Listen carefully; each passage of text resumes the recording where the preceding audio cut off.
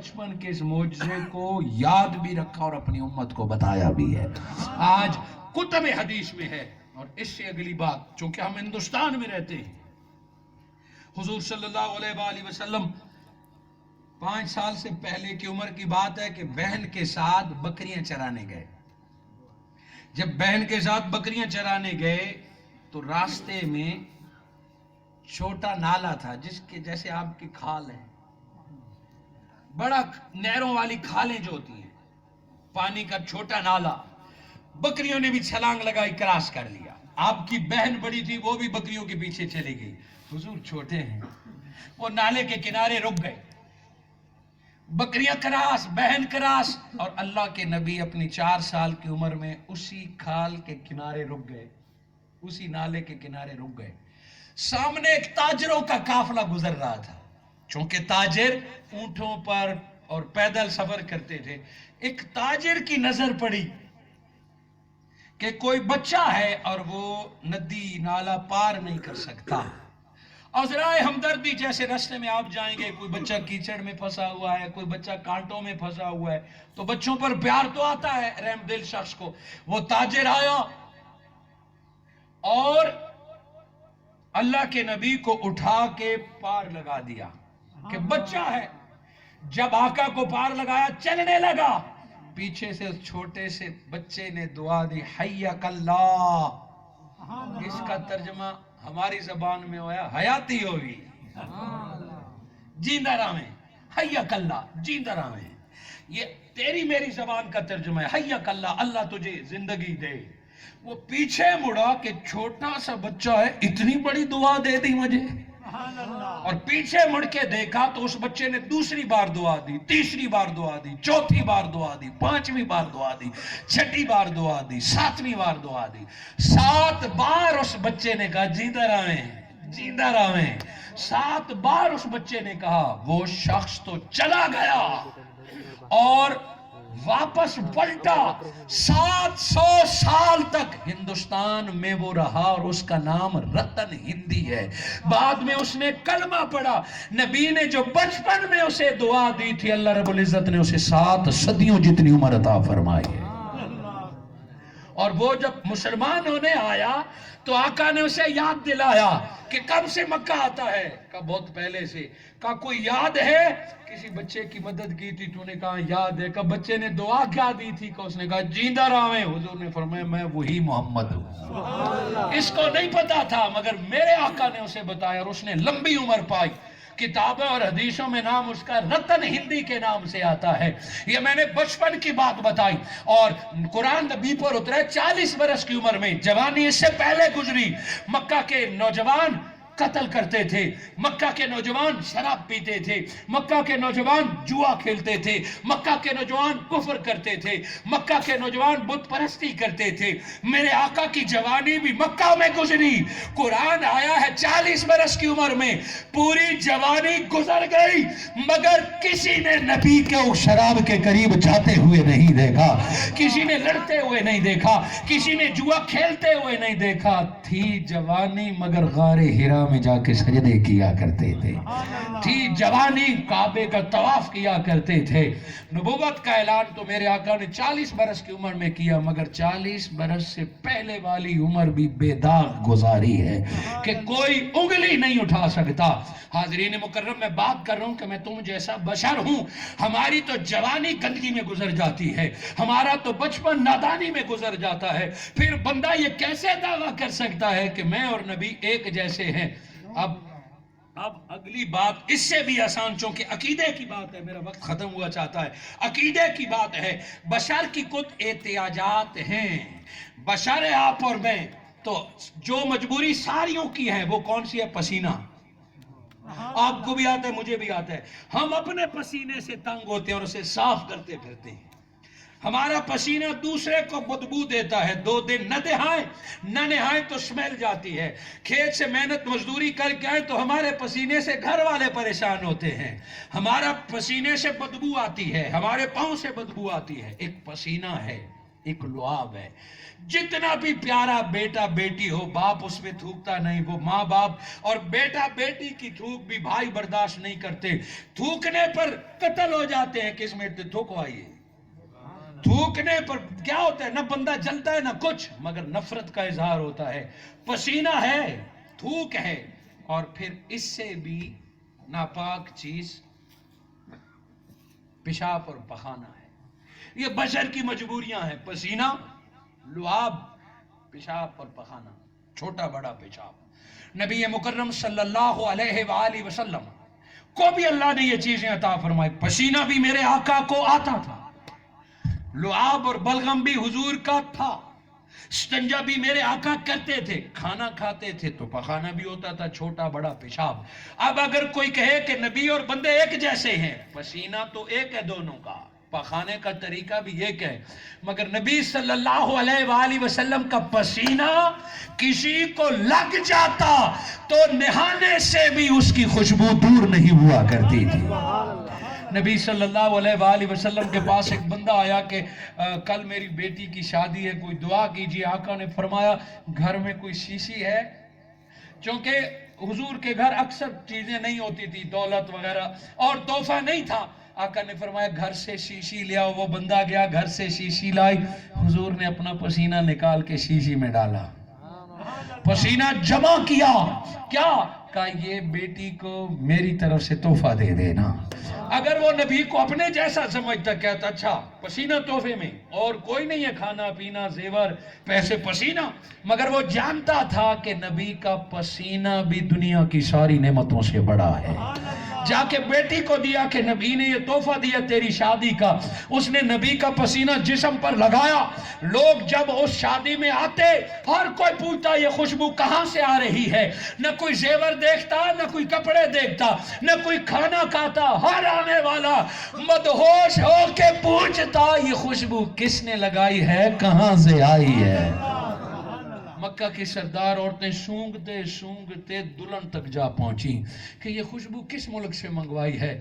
وہ کہتے نہیں، میری سہیلی فاطمہ الزہرا کے بابا محمد نے مجھے پسینہ بھجوایا ہے.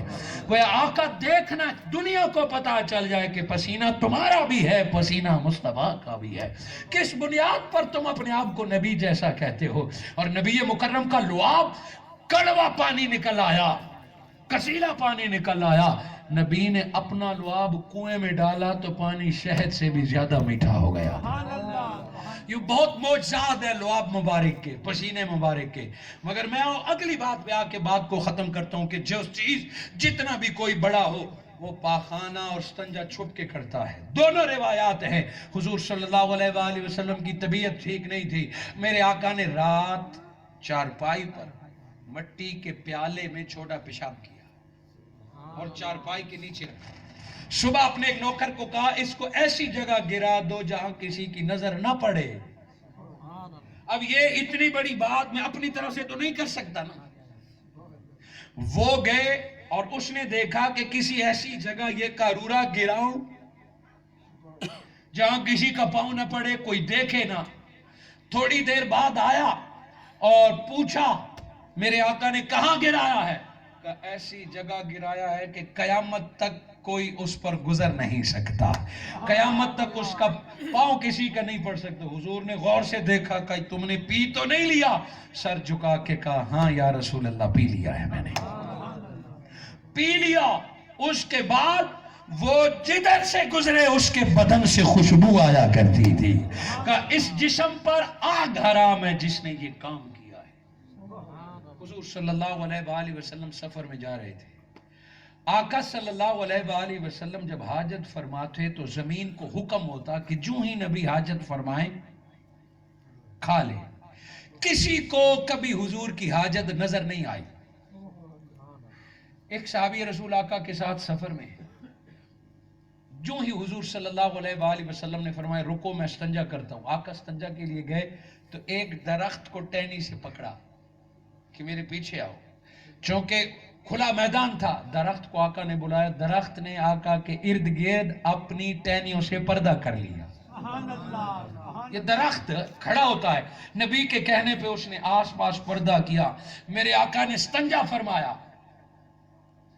اور جب حضور استنجا پخانہ کر کے نکلے وہ صحابی رسول دوڑ کے گئے کہ آج میں دیکھوں تو صحیح نبی کا پخانہ کس طرح ہوتا ہے، مگر گئے تو زمین اسے کھا چکی تھی، صرف خوشبو جا رہی تھی، وہ پلٹا پخانہ تو زمین کھا چکی تھی، وہ پلٹا واپس تو اچانک وہ مٹی کا ڈھیلا دیکھ لیا جس سے وضو خشک کرتے ہیں، استنجا کرتے ہیں، جس مٹی سے نبی نے وضو خشک کیا تھا وہ پڑا تھا، ادب اور عشق میں اس کو اٹھایا اور جیب میں رکھ لیا،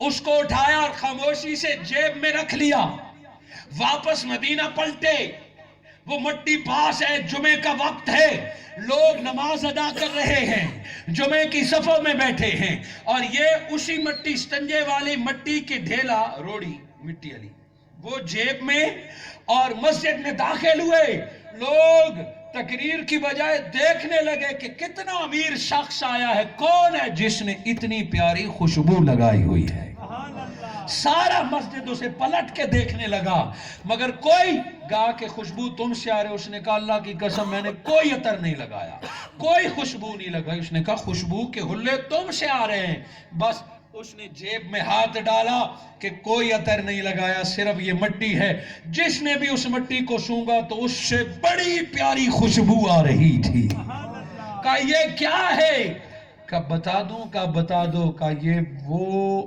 مٹی ہے جس سے نبی نے استنجا فرمایا ہے، کہ نبی کے استنجے والی مٹی سے اتنی خوشبو آ رہی ہے، اس کے باوجود کہ مٹی سے خوشبو آئے، پسینے سے خوشبو آئے، لعاب میں اللہ نے صحت رکھے، تیر لگا، آنکھ باہر نکلی، اور وہ دوڑتا ہوا نبی کے پاس آیا، یا رسول اللہ جہاد میں تیر لگا ہے، آنکھ باہر نکلی ہے، یہ کوئی ہسپتال ہے، یہاں کوئی ڈاکٹر ہے، مگر صحابہ کا یہ عقیدہ تھا، نکلی ہوئی آنکھ لے کے دوڑتا ہوا نبی کے پاس آیا، میرے آقا نے اپنا لعاب نکالا اور آنکھ والے جہاں تیر لگی تھی نکالا اور آنکھ دوبارہ رکھ دی، رکھنے کی دیر تھی، کوئی ٹانکا نہیں، کوئی ٹیکا نہیں، صحابی رسول فرماتے ہیں لعاب لگا کے نکلی ہوئی آنکھ آقا نے دوبارہ رکھی، نہ درد تھا نہ کوئی فرق تھا، اللہ کی قسم اس آنکھ سے بھی مجھے اور زیادہ نظر آنے لگا، مرتے دم تک پھر اس کی نظر کمزور نہیں ہوئی، نکلی ہوئی آنکھ، ایسی کتنی مثالیں ہیں